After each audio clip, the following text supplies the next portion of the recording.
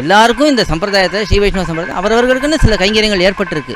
அந்த கைங்கரியங்களை எல்லாரும் முன்னாடி நின்று ஒரு முன்மாதிரியாக இருந்து அதை வழி நடத்தி காட்டணும். அப்போ தான் மற்றவர்களுக்கு அது சுலபமாக புரியும். வெறும்னா உபதேசம் மட்டும் பண்ணிகிட்டே இருந்தோம்னாலும் அது பிரயோஜனப்படாது. ஏனெனில் இப்போது எம்பெருமானே என்ன பண்ணுறான், ராமாவதாரத்தில் நடத்தி காட்டிட்டு தான் அப்புறம் தான் கிருஷ்ணாவதாரத்தில் வந்து உபதேசம் பண்ணுறான் விரிவாக. அதனால் ராமாவதாரத்தில் அவன் என்னென்ன உண்டோ அத்தனை தர்மத்தையும் அவன் நடத்தி காட்டிட்டான்.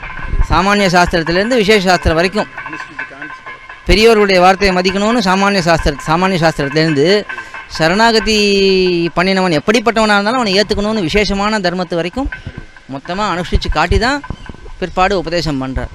அதனால் எம்பெருமானே அப்படி பண்ணுறா. பூர்வாச்சாரியர்களும் கேட்கவே வேணாம். ஒரு ஸ்ரீமன் நாதமுனிகள் தொடக்கி எம்பெருமானாராக இருக்கட்டும், எம்பாராக இருக்கட்டும், பட்டராக இருக்கட்டும், நஞ்சீராக இருக்கட்டும், அனைவரும் அந்த அனுஷ்டானத்தில் இருந்து தான் மற்றவர்களுக்கு உபதேசம் பண்ணியிருக்கா. அதனால் அப்படி இருக்கக்கூடியவர்களை பார்க்கும்போது தான் நமக்கு ஒரு உகப்பும் ஏற்படுறது. எல்லாத்தையும் ஒருத்தர் எதுவும் வேண்டாம் அப்படின்னு தியாகம் பண்ணிவிட்டு இந்த கைங்கரியத்திலே இருக்கிறாருன்னா அவருக்குன்னு தனி ஒரு வைபவம் தான். அதை நம்ம மறுக்கவே முடியாது. மற்றதையும் பண்ணிட்டு இதுவும் பண்ணிட்டு இருக்கேன்னா அது ஒரு விதம். இதுவே நம்ம கைங்கரியமே புருஷார்த்தம், கைங்கரியமே உத்தேசியம் அப்படின்னு இருக்கிறவர்கள் அது ரொம்பவே நமக்கு உகப்பு தானே.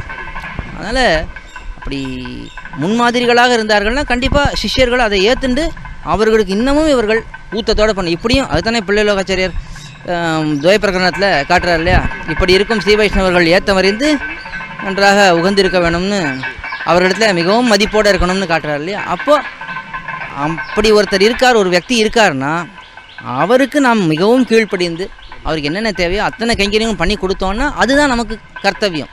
இப்போ இதை தவிர நமக்கு பண்ண வேண்டியதுன்னு எதுவும் தனியாக இது பண்ணினோன்னாலே நமக்கு மற்ற தான் தன்னடையே அடங்கிடும்.